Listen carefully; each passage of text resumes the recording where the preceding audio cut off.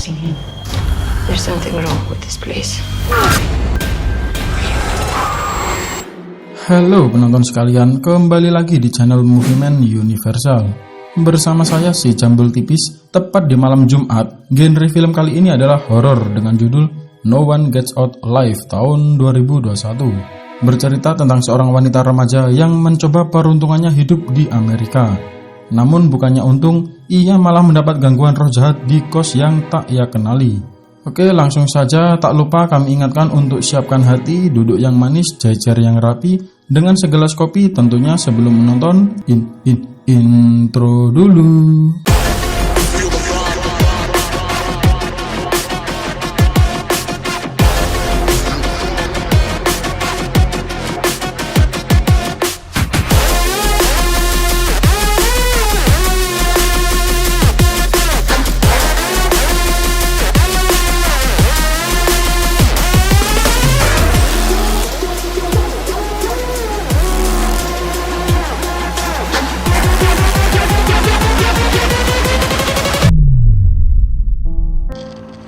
Berawal di sebuah video dokumenter tahun 1963, seorang profesor yang bernama Arthur Wells melakukan penjelajahannya di sebuah hutan Meksiko.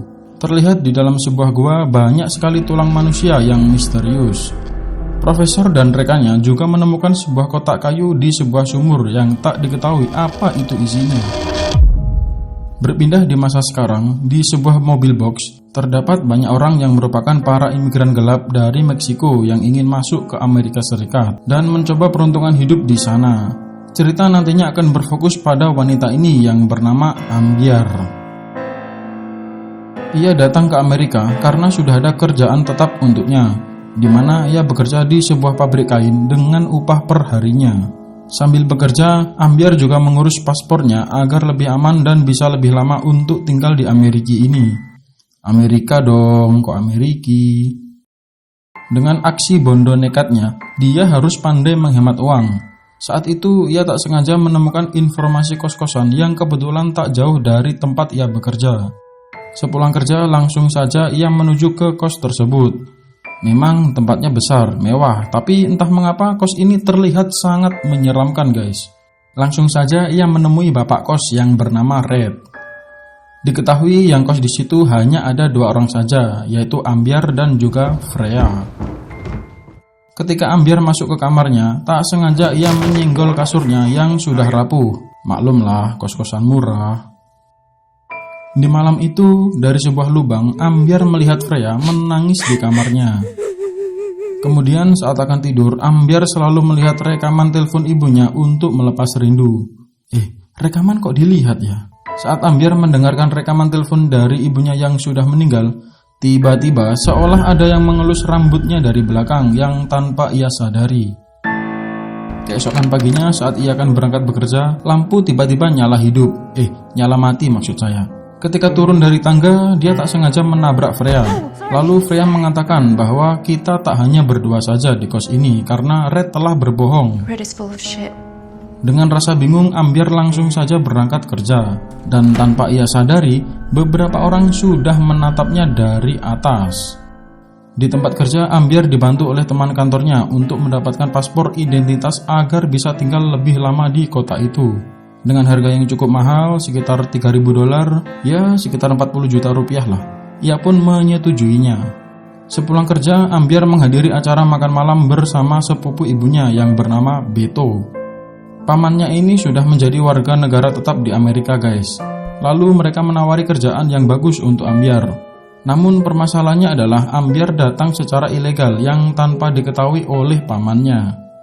Saat Ambyar pulang ke kosannya, suasana kos agak horor ditambah ada suara-suara yang menyeramkan. Ia melihat ada bekas cakaran di dinding kayu dan sebuah pintu yang digembok.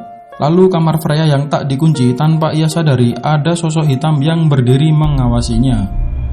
Saat tertidur lelap, ia bermimpi menjaga ibunya di rumah dan melihat seekor kotak. Seekor apa sebuah ya? Terlihat ada sesuatu yang berusaha keluar dari kotak itu. Tiba-tiba Ambyar pun terbangun. Bahkan di tempat kerja, Ambyar selalu dihantui oleh halusinasi. Ia selalu berhalusinasi sejak berada di kosan itu. Sepulang kerja, Ambyar merasa ada yang mengikutinya dari belakang. Tanpa ia sadari lagi, ada seseorang yang berdiri di belakangnya. Di dalam kos, ia melihat ada seorang pria yang membenturkan kepalanya di kamar yang terkunci. Perlahan, ia menuju ke kamarnya. Belum semenit, Ambyar mendengar suara langkah kaki orang menuju ke kamarnya. Hingga menggedor pintu, kemudian orang itu pergi. Lalu di dapur, Ambyar bertemu dua orang wanita yang sepertinya masih baru berada di situ. Ia adalah Petra dan juga Maria. Kemudian Ambyar menanyakan kepada Red bahwa tadi ia melihat ada laki-laki lain. Red berkata bahwa itu adalah kakaknya bernama Baker. Kakaknya ini sakit dan jarang sekali untuk keluar kamar. Tapi karena tak percaya, ia makin penasaran, pasti ada udang di balik bakwan. Salah dong. Kemudian ia masuk ke salah satu kamar yang tak terkunci. Terlihat ada kaset musik yang diputar. Ia lalu mendengarkannya. Terdengar itu seperti ritual kepada iblis. Di sana ia juga menemukan sebuah buku berjudul Mesomarika, yang berarti persembahan orang kepada iblis. Ada juga foto Profesor Arthur dengan istrinya memegang sebuah kotak. Tanpa ia sadari lagi, dari kejauhan, ia telah diperhatikan oleh sosok yang sedang melototinya. Tidak singkat cerita, saat mandi, sosok itu semakin jelas selalu menghantui Ambyar. Merasa ada yang tak beres, ia menemui pemilik kosan dan menanyakan keberadaan Freya. Red pun menjawab, sudah beberapa hari ini ia tak pernah melihatnya lagi. Mungkin saja Freya sudah pindah di kosan lain. Di malam itu Ambyar dibuat sangat ketakutan. Dalam tidurnya, ia selalu dikagetkan oleh arwah gentayangan. Bahkan saat backsound saya matikan, terdengar sangat sunyi sekali dan tiba-tiba ada tangisan sosok perempuan. Namun saat ia melihatnya, hanya terlihat langkah kaki dan suara tangisan tanpa wujudnya. Waduh, kok merinding saya ya. Dan tiba-tiba, awas kaget. Kamar seperti terjadi keributan guys. Semua barang jatuh dengan sendirinya. Ambyar dengan kuat hati memberanikan diri untuk mencari arah suara tangisan itu. Dari kejauhan ia melihat sosok wanita seperti Freya. Dan tiba-tiba ada yang menarik wanita itu. Merasa kos ini angker dan banyak makhluk supranatural, ia memutuskan untuk keluar dari kosan ini dan menelpon pamannya untuk menjemputnya. Dengan kondisi larut malam, ditambah pamannya yang berada di luar kota, butuh waktu lama untuk menjemput Ambyar. Kemudian ia menemui pemilik kosan untuk meminta kembali uang kosannya. Namun yang keluar adalah kakaknya, yaitu si Gundul Baker. Keesokan paginya ia mencari tempat kos lain untuk bisa tinggal sementara waktu. Di Amerika ini Ambyar hidup lontang-lantung sebatang kara guys. Bahkan sialnya, ia tertipu oleh teman satu-satunya yang berpura-pura membuatkan paspor untuknya. Ditambah ia juga sudah di PHK dari tempat kerjanya. Saat berada di sebuah perjalanan kereta, tiba-tiba lampu menjadi gelap gulita. Itu gurita bogeng. Lalu dari kejauhan terlihat arwah gentayangan ibunya dan juga kotak hitam yang sudah terbuka. Diketahui kotak itu adalah kotak batu yang ditemukan Profesor Arthur di awal film tadi guys. Ternyata itu adalah sebuah mimpi saja. Tak lama kemudian datanglah Red untuk memberikan uang kosannya. Namun Red berkata kalau uang itu berada di kamarnya. Karena Ambyar butuh banget uang itu, dengan terpaksa ia kembali lagi ke kosan tersebut. Sesampainya di rumah kos, Ambyar menanyakan uang kosan untuk segera diberikan. Namun gelagat bapak kos satu ini mulai aneh guys. Tak lama kemudian datanglah Baker. Ambyar kemudian dipaksa untuk meminum sebotol anggur. Walau tak mau, si Gundul satu ini tetap memaksa Ambyar untuk meminumnya. Ambyar lalu dikurung di kamar bapak kos ini. Waduh, mau diapain nih? Ternyata ia tak sendirian guys. Ditemani oleh Petra dan Mitra, mereka tak tahu apa yang akan dilakukan bapak kos dan si Gundul ini. Dari cerita Maria, ia selalu bermimpi tentang anaknya yang sudah mati. Bahkan Maria juga sempat melihat kotak yang sama dilihat oleh Petra dan juga Ambyar. Di sini semua pintu terkunci dan tak ada jalan kabur bagi mereka. Di kesunyian malam ini, dengan senandung lagu mereka didatangi oleh makhluk supranatural dan roh-roh gentayangan. Bahkan Ambyar juga melihat sosok baju putih yang merupakan ibunya.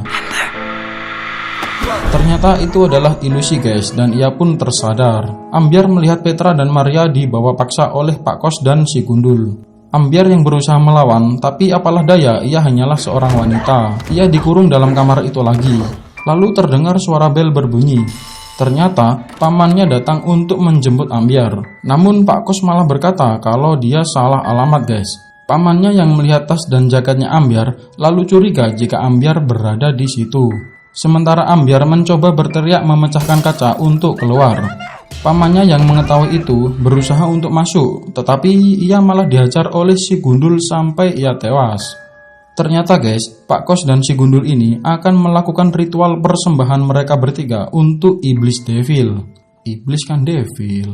Saat kepala Ambyar diberi tanda, tiba gilirannya untuk dibawa ke ritual persembahan. Terlihat di ruang bawah tanah tubuh Petra yang diseret tanpa kepala. Ambyar lalu diikat dan ditidurkan di atas kasur empuk no minus 2 kali pemakaian. Yang minat tulis di komentar ya guys. Lanjut. Kemudian si Gundul membuka kotak tersebut dan meninggalkan Ambyar sendirian. Ia yang berusaha melepaskan dirinya sambil melihat ke arah kotak dan keluarlah. Sebentar. Untungnya pamannya datang untuk menyelamatkan Ambyar. Mereka berusaha keluar mendobrak pintu dan seketika suasana menjadi sunyi dan gelap. Ambyar diperlihatkan kembali ibunya yang terbaring di rumah sakit. Kali ini ia sadar kalau itu hanyalah tipu daya iblis, agar Ambyar tak memberontak dan tetap tenang saat terikat. Keluarlah sosok iblis besar yang keluar dari kotak itu. Saat makhluk itu akan melahap kepalanya Ambyar, untungnya dalam ilusi ia tersadar dan langsung memberontak menikam iblis yang menjelma jadi ibunya. Kemudian ia menutup kembali kotak tersebut. Ia keluar mencari Pak Kos dan si Gundul. Ambyar menggunakan senjata mencoba untuk menyerang mereka, namun gagal. Terlihat Maria yang akan dijadikan tumbal berikutnya. Namun sayangnya saat Maria memberontak, ia malah dilempar dari lantai atas hingga kepalanya pecah guys. Kini hanya tinggal Ambyar seorang. Dengan sekuat tenaga, ia terus melawan dan menyayat leher si Gundul dengan pecahan kaca di tangannya. Ambyar lalu melampiaskan kemarahannya dengan memukul kepala si Gundul sampai hancur. Kini hanya tersisa Pak Kos yang tak bisa apa-apa guys. Ia kemudian diikat oleh Ambyar dan ditidurkan di atas meja persembahan. Dengan kepala yang sudah diberi tanda, sang iblis muncul untuk melahap kepala Bapak Kos itu. Secara tak langsung, hal itu membuat Ambyar melakukan ritual kepada iblis. Dan ternyata setiap orang yang menjadi korban iblis itu arwahnya akan gentayangan di sana guys. Ambyar yang terluka patah di kakinya tiba-tiba sembuh dengan sendirinya guys. Ia seperti mempunyai kekuatan lain di dalam tubuhnya. Ambyar pun tersadar kalau itu adalah kekuatan yang diberikan oleh iblis kepadanya. Dan film pun selesai. Mantap kan filmnya? Entah ada kelanjutannya atau enggak ini. Kami memberi rating 9,6 di film ini dan sangat merekomendasikan untuk kalian menonton film aslinya secara keseluruhan ya guys. Terima kasih sudah menonton, jangan lupa subscribe, nyalakan lonceng untuk mengetahui update film-film terbaru dari Movieman Universal. Bye.